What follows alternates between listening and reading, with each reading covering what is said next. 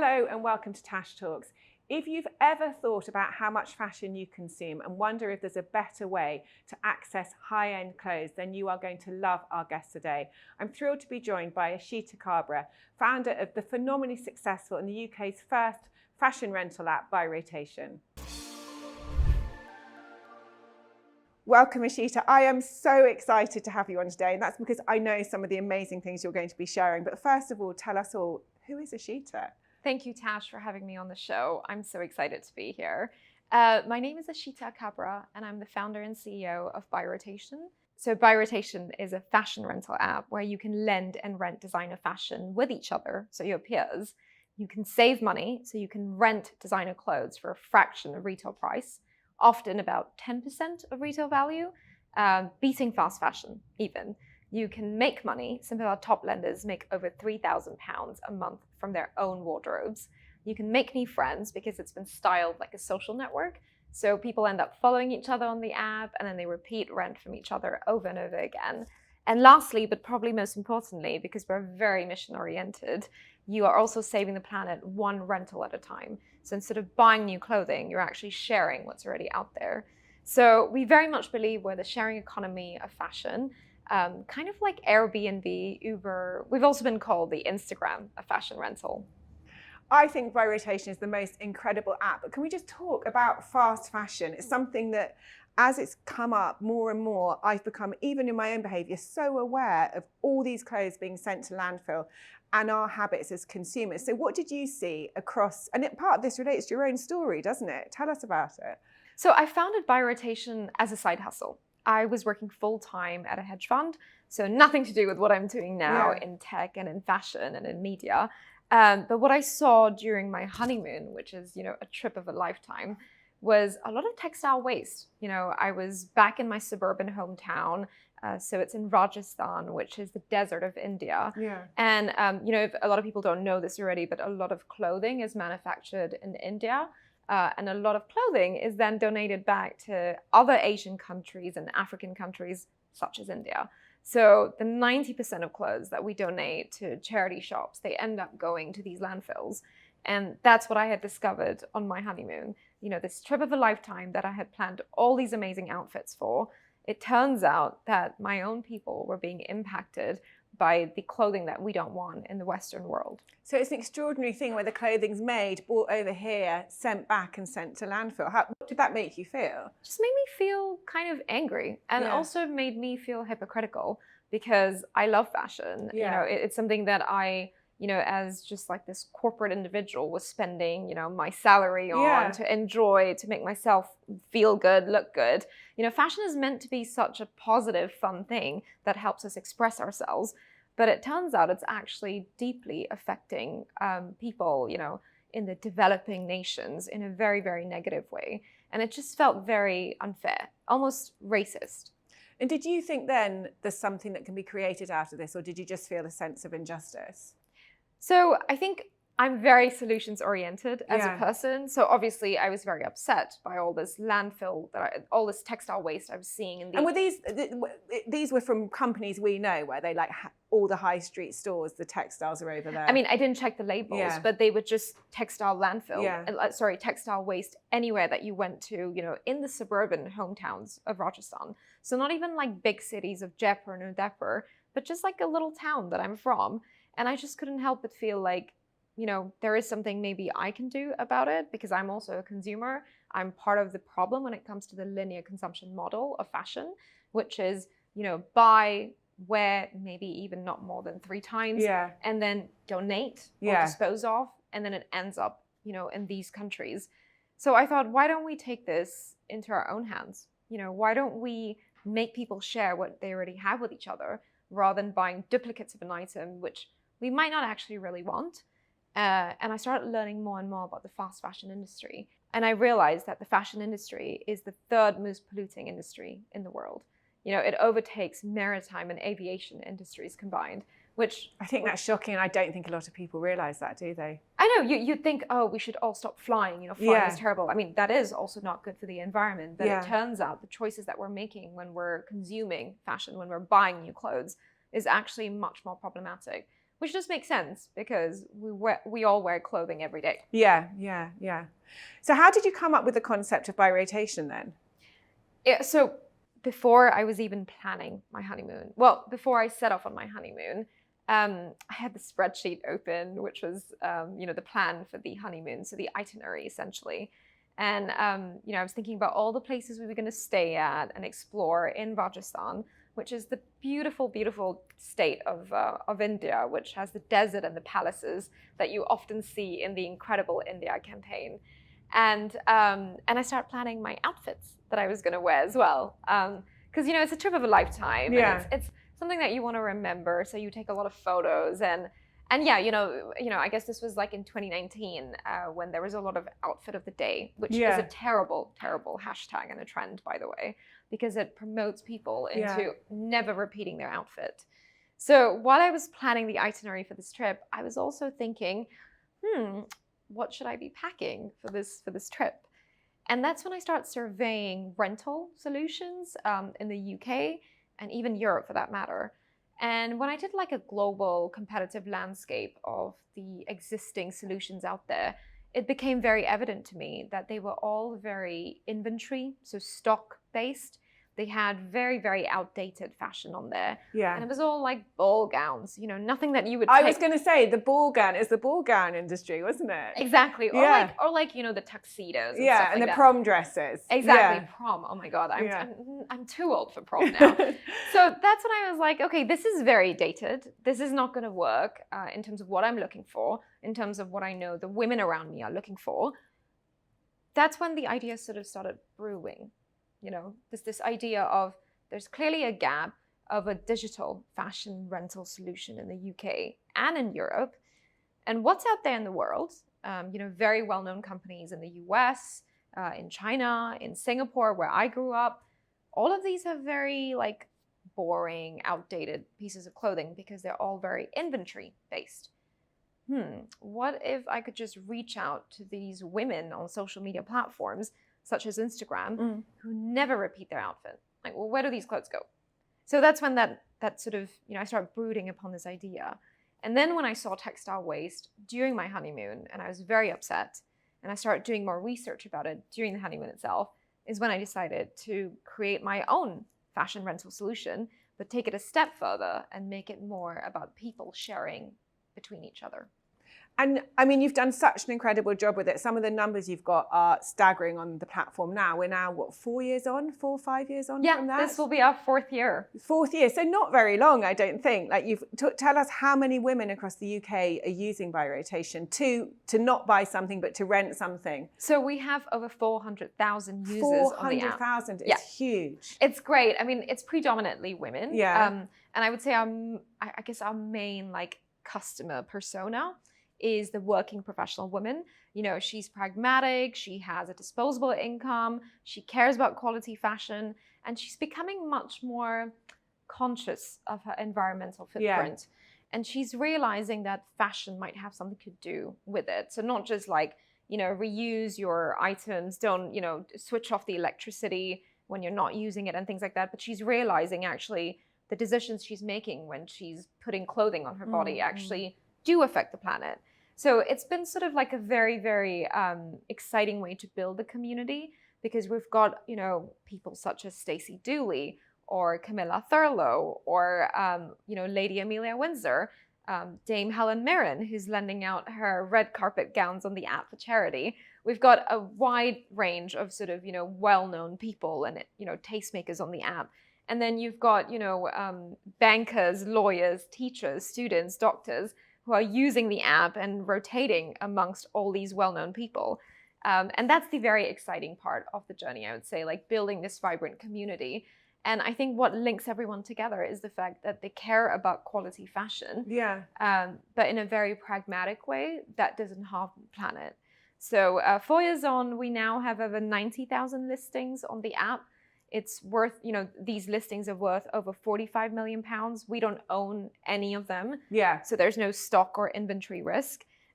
People are renting from Perth in Scotland. I thought Perth was only in Australia, but I'm learning a lot of new things, all the way down to Cornwall. which is super interesting because it really shows you that buy rotation is being used nationwide, to the point where we've now launched in the US as well, just a few months ago. And it's super exciting because the US is a massive market.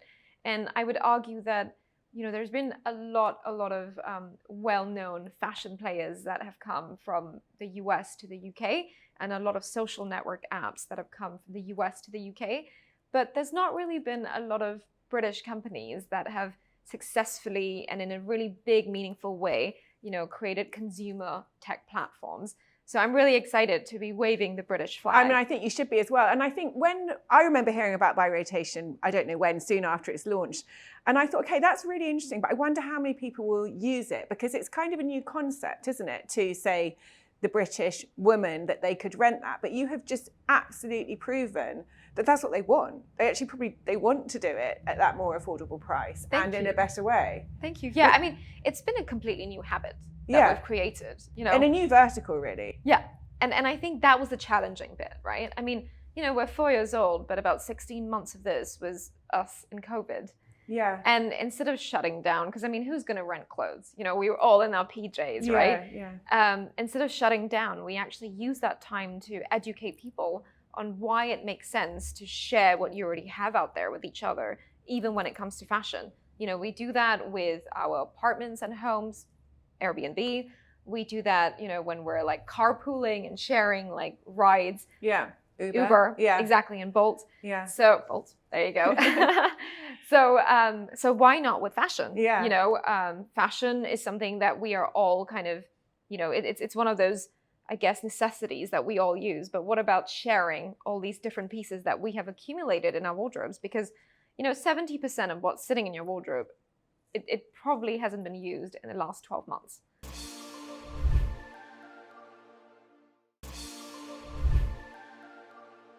And I want to come on to your investment journey, but that is the perfect introduction to some of the amazing successes, which again, I think has happened organically. I don't know if you necessarily realise that some of the women who are renting clothes to other women are changing their lives, aren't they, through renting something that's in their wardrobe. Can you just share a couple of those stories? Yeah, I mean, so it's interesting because my own background is an investment analyst. So, it's all about I guess assessing, which securities I wanted to invest in. I was looking at corporate bonds in particular and hoping that they're going to, maintain their value and obviously, increase in asset price over time. And what's been really interesting is that same dynamic has been applied to fashion and contemporary fashion. So not just Chanel bags and Birkin bags and, really, really ultra premium items, but actually say a £300 or £400 Rixo dress. We've had people in our community list these items, rent them out, 3 or 4 times, and then end up making their entire money back on them even purchasing the item, and they still own it. And some of them make even 5x return. There's been a story of a woman who funded her IVF journey. I couldn't believe that. I saw that story. I thought it was incredible. She funded her IVF journey, didn't she? She did. And over £10,000 she's made so far on the app, from renting out frocks, something that seems as I guess, superficial and inane, but she's actually really made it into such a compelling story. Her own journey of the fact that, she was buying all these nice dresses to help her during her recovery because she had been diagnosed with cancer. And she used all that money to then fund her IVF journey, which, by the way, we've been told has since been successful. So we wish her all the best. So you've got your first buy rotation baby? Well, we don't know. We'll see. But we hope the best for her. Yeah. And it's been so interesting hearing all these various stories. We've got women using it as a side hustle to fund, things like holidays and cocktails. We've got other women using it to pay for childcare, which obviously is another topic on its own. Yeah. But the fact that we can actually empower women financially and make fashion, which again seems so superficial sometimes, when, in a cost of living crisis, the fact that it's so empowering and it can actually also make you feel good, it's very, very inspiring. I think these stories about the community, these are what really get me through, even in the toughest of times, because come on, all founders have tough and challenging times. And I mean, I don't know about tough times, but you've certainly had to put yourself out there. You've had funding, haven't you? You're a woman. We know that funding doesn't tend to go to women. And you came to the UK 13 years ago. Tell us about that journey for you. How's that been in terms of the fundraising, being a woman and being an immigrant? It's very interesting. I thought that my own background in investments for 6.5 years before founding By Rotation would make fundraising a piece of cake. Yes, because you must have known a lot of people and you knew the vocabulary. You know, lots of women don't even have the contacts, the vocabulary, wouldn't really know where to start at the very beginning of a fundraising journey. And I'm super grateful that, you know, I have the vocabulary and I have like the analytical skills, you know, I have those hard skills. Yeah. But the reality is, you know, raising my first million was much more difficult than me spending 80 million buying a corporate bond. Like, it was a completely different dynamic.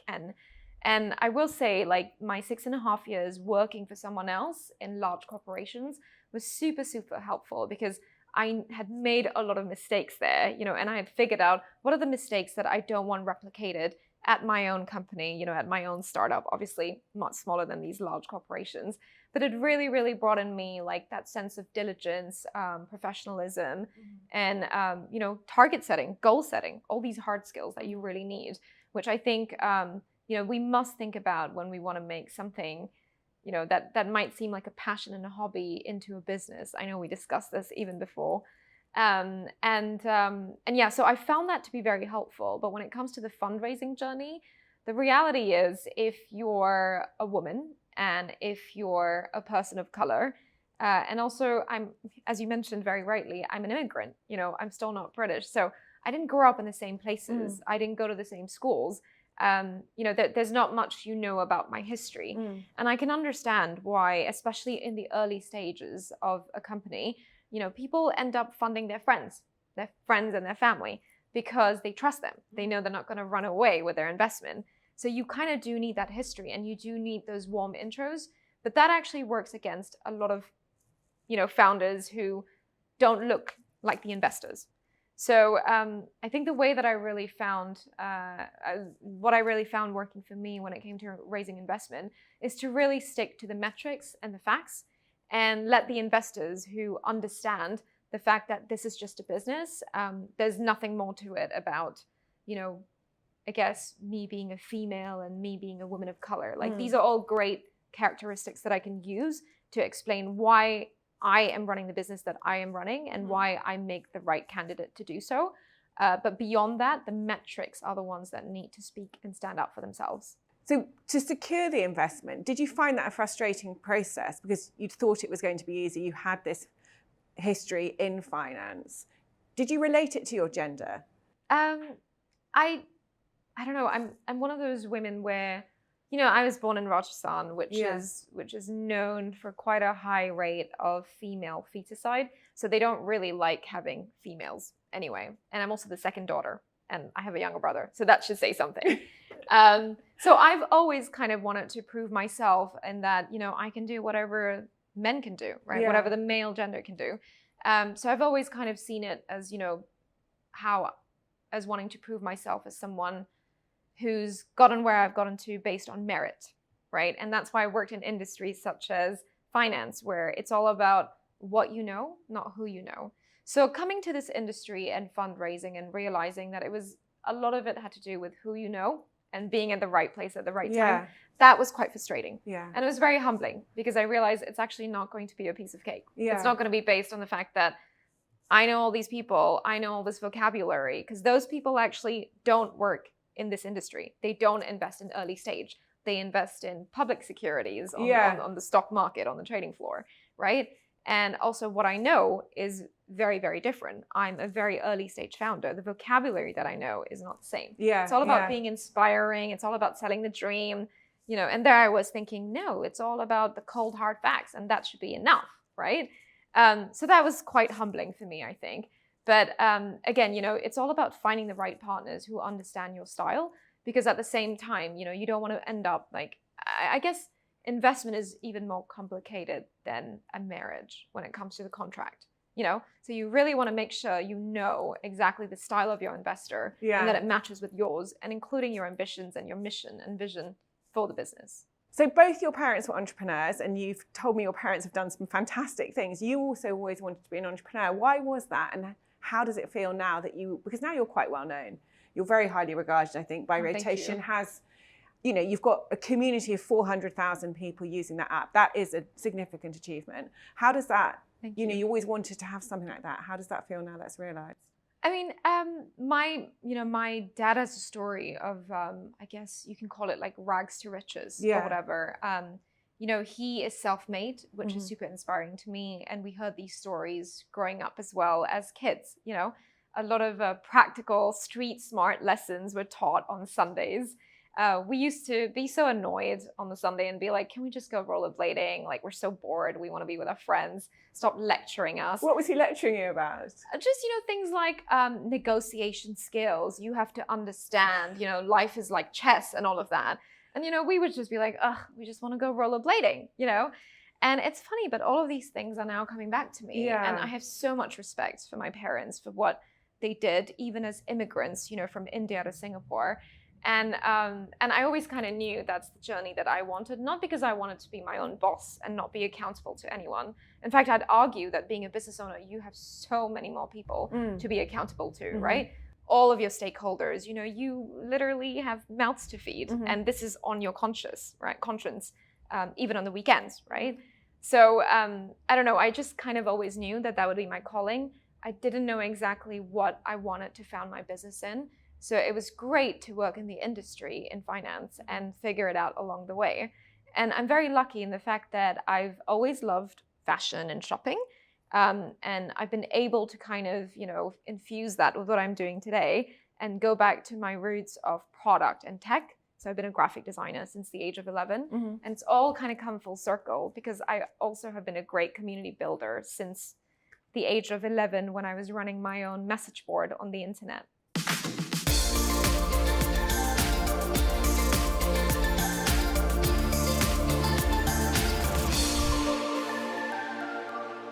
Before we wrap up, we're going to go on a trip down memory lane of your memories, a lot of which relate to the story with By Rotation. So can we have a look through your phone and see what you've got on there? I've picked a few moments which I remember as very special. So obviously I've spoken about the honeymoon a little bit and how that was the inspiration. This is a photo of my husband and me on a honeymoon. This is actually in the hometown that I was born in. So it's like a little town, it's not well known. You wouldn't go there if you're a tourist. And my parents hosted like a reception for all my Indian relatives who couldn't make it to our wedding in the UK. And it was very, very memorable. This whole trip was so inspiring, and it made me feel like if I'm going to found my own business, it needs to be mission oriented. It can't just be about making money or, I guess being my own boss. And what I love about this photo, aside from the fabulous outfit, is that you said that also on the honeymoon you were planning and thinking and researching and bringing this all to life. So we have a wedding photo on one hand, but inside your head there was no doubt some of the plans were being laid for the app that we see today. Exactly, and I think we're definitely the type of couple who are very solution oriented, and we want to be doing a lot of exciting, interesting things. But this is a great memory of that. What's your next photo? So my next photo will be when I came back from the honeymoon. So when I came back from the honeymoon, I decided to have a focus group to test out the idea that I had, which was to create a peer-to-peer rental app. And I did that by tricking my friends into coming over to meet a puppy that I was going to have as soon as I landed back from India. And so I said, come and meet my puppy, Saffron. He's amazing. And when they came over, there were these rails of clothing in my one-bedroom apartment in London, very cramped. But essentially, I told my friends about the idea, and I asked them to bring their own clothing. And I asked them, what do you think? What if I borrowed your clothes and you borrowed mine? And we paid each other. And there was a platform that took a commission. And what did they say? They thought it was strange. They thought it was weird. But they were like, I think it could work because everyone's doing Airbnb and Uber now. Yeah. And I have a few things that I haven't worn in ages, but I don't want to sell them on resale platforms. So if I can make some money and the person's going to take care of it, maybe it can be like a collective or a community. The next one is incredibly special. We had just raised our round, so our first institutional round with a couple of venture capital firms.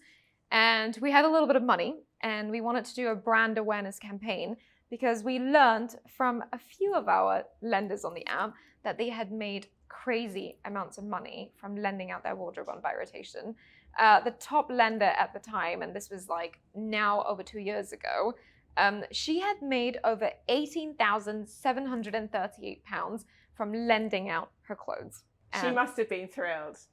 She was, and you must have been thrilled as well. Everyone must have been so happy about this. It's incredible. We were so excited. Yeah. And, you know, she's a really busy woman who's a business owner herself. She doesn't work in fashion. Yeah.